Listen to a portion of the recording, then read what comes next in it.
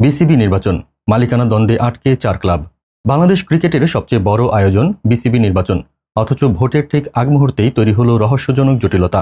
4টি ক্লাবের কাউন্সিলরশিপ আটকে গেছে, আর এর পেছনে লুকিয়ে আছে মালিকানা নিয়ে ভয়ঙ্কর দ্বন্দ্ব। ঢাকার লিগে খেলা 76 ক্লাবের মধ্যে সবার কাছে মনোনয়ন ফর্ম গেলেও এখনও চিঠি পায়নি Dhaka Spartans, Blues Cricketers, Dhaka Rangers আর গোল্ডেন ইগলস। কেন?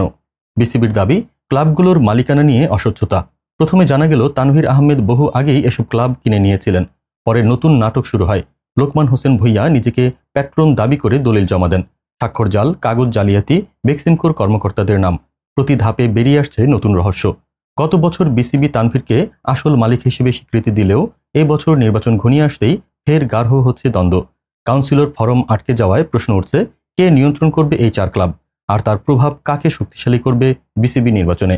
বাংলাদেশ ক্রিকেটের ভবিষ্যৎ কি এই মালিকানা দ্বন্দ্বে জিম্মি হয়ে পড়বে, নাকি এর আড়ালে আরো বড় কোনো রাজনৈতিক প্রভাব লুকিয়ে আছে?